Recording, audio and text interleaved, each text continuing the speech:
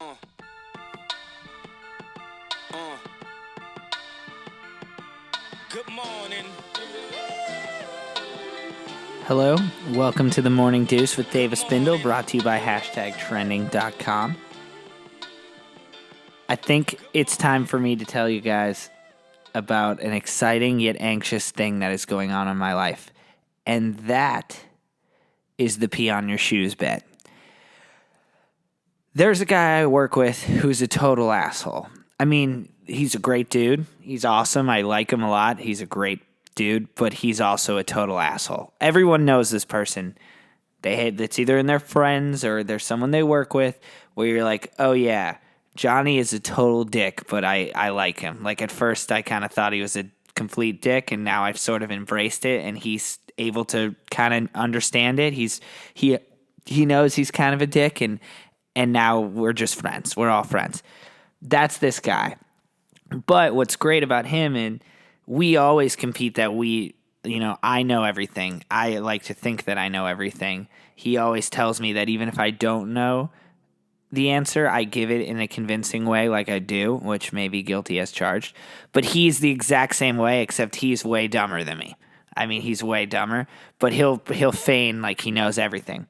And so we'll get into arguments every now and again, but the biggest difference between the two of us is I sort of know where to draw the line at times and kind of back down, and I'm willing to not go far with everything I say always. He can't always find that line. So before the basketball season started, we were talking about the upcoming season, and basically he told me and the others in the room that the Cavs were going to win the championship, and if any of us thought any different, we were essentially morons. And he was so firm and so strong about it that I basically called him out for, oh, are you really that confident? Well, why don't we just bet on it? Why don't we just bet on it? And because I had pushed him into this corner, and his machismo factor, his pride is, his ultimate downfall. Like Icarus, he's flying too close to the sun. I think that works here. I'm not even sure if it does, but just roll with me. He decides to tell me there's no way, and he would basically bet anything. What do I want to bet? So I decided, believe it was me, to do the pee on your shoes bet. And so the way this bet works is that he has the Cavs. We made this before the season started, or maybe in the first week or two of the season. He had the Cavs winning the championship, and I had the field. He gave me the rest of the NBA because I painted him into such a corner, and I talked so much crap about him that he couldn't back down, that he gave me the sweetest angle. I have the whole rest of every team in the NBA. He has the Cavs. Winner pees on the loser's shoes. And so many times over the course of the year, because, Golden State has won more regular season games than anyone in history, he's tried to come and hedge the bet, be like, if the Cavs win, then I get to, do it for 10 times to you, or something like that. Or he'll be like, it doesn't count, because you only get it if the Cavs get swept. You only get it because he keeps trying to hedge, but he doesn't want to give up. I'm like, oh, you're not confident. You think you're wrong. So I keep pushing him because I'm not folding. I'm standing pat. I got a great deal. So we have had a bet that we have been chipping each other away at, and most of my office knows about, because, we're so professional. Most of my office knows, especially the men, that the winner of this bet gets to pee on the loser's shoes. And it's not anything weird, there's not going to be visuals. One person's going to be standing on the other side of the stall. Their feet have to be in the shoes.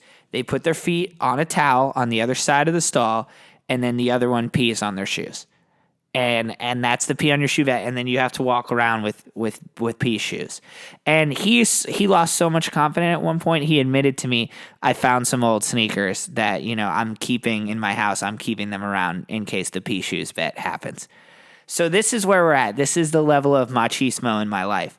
So last night, the Raptors, who looked like they had no prayer of even being on the same basketball court as the Cavs, won a second game in a row. The series is tied 2-2. So right now, I am 2 wins away from getting urinate on someone's shoes. By the same token, I am 6 Cavaliers victories away from having to walk around in pea shoes. So this is my life. If you really want to up the tension and up the excitement in your life, make a hashtag pea shoes bet.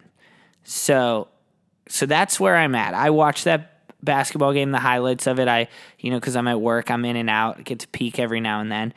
But that we'll just shoot Barbs across the room because he works these same hours as me. Like, oh, that's not looking good for the pea shoes bet. The Raptors were up a ton, and I'm talking crap. The Cavs come all the way back, and he's saying like, oh, not looking good for you. Get your sneakers ready. Get your old sneakers ready.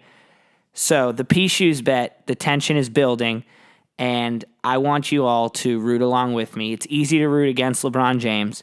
It's even easier if you get the idea that I will get to pee on another man's shoes, like their feet will be in the shoes, and then I'll get to podcast about it. I'll get to tell you what it was like for me to mark my territory like a dog in an animalistic way, my dominance over my coworker. So I hope you enjoy rooting against the Cavs with me for that purpose. And that's the end of part 1. For part 2 today, we're slipping back into the dating world a little bit. This past weekend and just recently, a couple people I've run into who I haven't seen since I started the podcast, but they've listened to a handful of episodes, and a lot of them asked me the same question. Whatever happened with that girl you went on the Tinder dates with who ended up who was going to get married? And if you don't know that story, that's episodes 1 and 2. You should listen. And currently, we know that I've given access of my Tinder account away to a young woman in her early 20s who sent me a picture today saying that I was out of swipes for the day. So she's hard at work, swiping left and right, trying to find me a match of my dreams to basically set me up on a blind internet date with someone. So that's happening. We're in progress there. But I was explaining to a lot of people, I hung out with this person and everything went well, and then I never saw or heard from her again. And I learned that is a term. There's a term for that now called ghosting. And what ghosting is when you cut off all communications with someone that you're dating or you're talking to without any explanation. So maybe you started and you kind of like the person, and then slowly but sure you're answering every text, and then you're answering every 4th or 5th, and then slowly you think like, I'm just not into this, and you just cut it all off without really explaining or answering anything at all. And that's basically what happened. The Tinder date, she ghosted me, but I didn't even realize this was a term until I just found out today. But as I think back on it, it's sort of because ghosting has essentially become the norm, I think, in a relationship that's less than a month or like maybe 5 weeks old. And I know this is an extreme example because I went out with this person one time. But we talked for a little bit and everything. But I think that it's an interesting evolution. And maybe I have revisionist history about this. I'm willing to admit. And I did have the discussion with a couple people about whether or not they think this is as popular as I do. But it used to be like you can't text message break up with someone. You can't just send them a text message to tell them, hey, we're not together anymore. I'm not into it. You have to at least call. You had to be accountable for your decisions.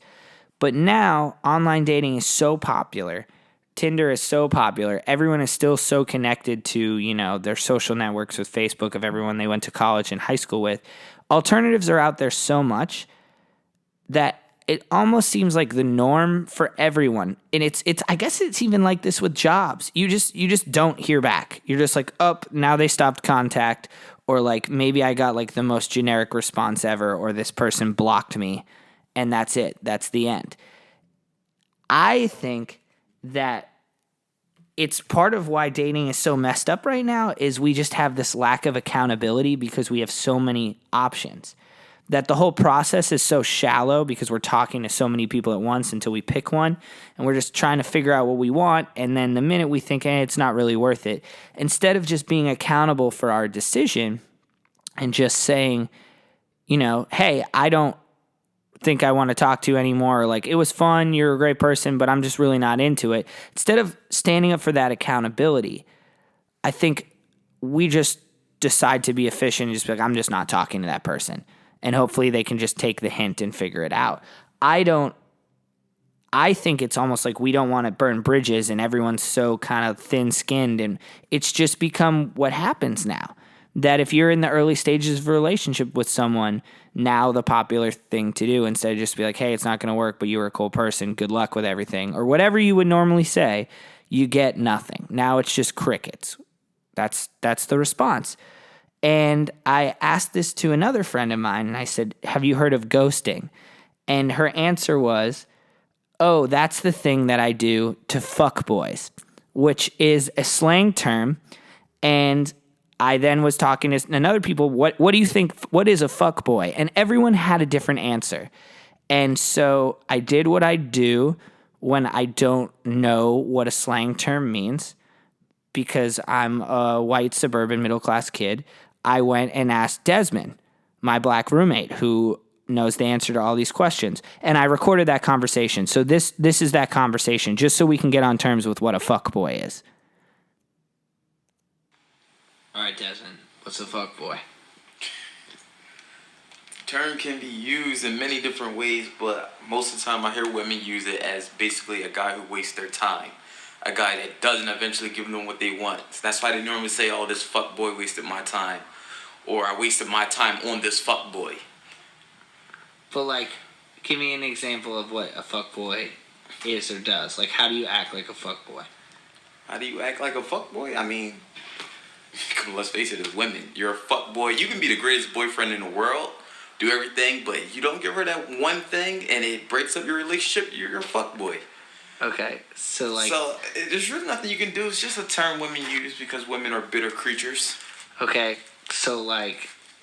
when you say they don't give the one thing, what's the one thing? Like, it can be multiple things. You know, give them that committed relationship. Say you got a friends with benefit thing. You know, it's cool. It's working, you know what I'm saying? But the girl wants something more. And then you just hit her with like, nah, I'm cool where I'm at. Like, now you're a fuckboy. Yeah. Just because you didn't give her what she wanted to make her happy. Okay. So it's really just anything that a woman doesn't like from a man. Pretty much. So basically, it's just women being weird. Yeah. All right. So there we go. So that was Desmond's explanation of what a fuckboy is, so we can get on the same terms. It's basically, sounds like it's a dude who's not really necessarily willing to make the sacrifice a woman is hoping for, because they're maybe a little too self-absorbed in themselves to help out with a relationship. So anyway, common term. And my friend said, you know, she ghosts on fuckboys, which is basically like she'll talk to somebody, and if everything's going good, that's fine. But once she sort of feels like they're not willing to go far enough for her, they're not giving what she wants, she just sort of ghosts on them.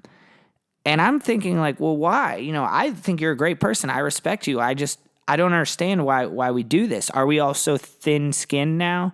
We're protecting ourselves so much that... why do we do this? And she was like, oh, I think it's mean to just say it's over, which I don't really agree with. I think she's like, oh, you should take the hint. And that's fine. But to me, it almost seems like worse to just bail out and just drop it off. And she said that she feels like, well, I don't owe an explanation to anyone. This is the decision I'm making, and I just don't owe any explanations. And that's fine. And if you want to feel empowered that way, that's okay. I think that's a cop-out to not completely burn a bridge in case all of the other options that we have in today's dating life, we can't hop back. We can always, if we don't burn the bridge, if we just don't text for a little bit, we can maybe open things up a little bit. But if you say like, hey, I think you're a great person, but it's just not working for me, or, you know, like, I had a lot of fun with you, but I'm not into this. I'm moving on to something else. Good luck. Then the bridge is completely burned. You can't go from there, and you're worried about being mean. I don't understand why we all have such thin skin. Like, we just have to get used to that as being an okay thing. It happens with jobs, too. You know, sometimes people just, you don't hear back from a job, or you just don't hear communication back. Part of it, I think, is efficiency. Part of it is people not necessarily wanting to just be mean, be accountable for the decision that they made. it's a very strange world. Like, we should just be able to accept someone saying, like, hey, it doesn't make sense. I feel like we did this weird shift from text message breakups being so bad and you have to be, like, upfront and be like, hey, this is what's up, to just this overwhelming acceptance of, if I'm not into you, it just means I'm just going to stop talking to you for a while, and that's it. So, yeah, what a strange world we live in, where I kind of want to just, why can't we just say what we want to say? You know, like John Mayer, can't we just say what we mean to say?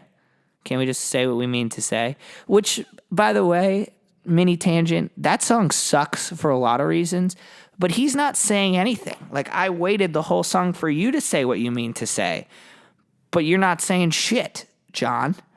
You're not saying shit. You're just like everybody else. You're ghosting me in the worst possible way because you're using your words to say nothing. That's like a reverse ghost. I don't even know what that is. But that's fucked up, John. Yeah, so I guess that's sort of the end of this. I'm excited I got a short week of work because I am going to back to Boston.